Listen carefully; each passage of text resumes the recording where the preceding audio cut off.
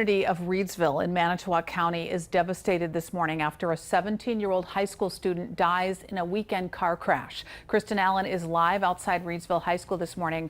Kristen, what's the school doing to help students right now?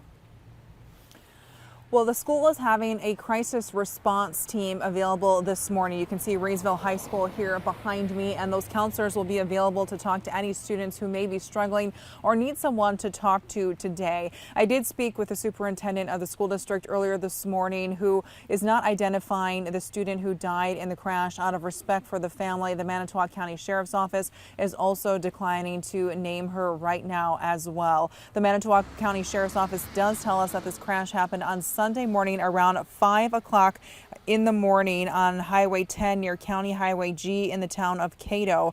A 21-year-old Menasha woman was driving westbound when she crossed the center line, colliding with the 17-year-old from Reedsville who was driving eastbound. The Menasha woman died on scene. The teen was taken to the hospital by helicopter where she later died. The superintendent tells me she was a three-sport athlete playing volleyball, basketball, and softball, plus was a student apprentice with career aspirations and well known in this community.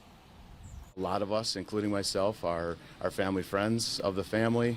Our kids are together. I have a son that's in the same class, so this reaches more than just me being the superintendent or our teachers being their teachers, their friends as well. And all extracurricular activities both today and tomorrow will be canceled. All of the activities that were leading up to homecoming, which was scheduled for this Saturday, will be postponed along with homecoming itself.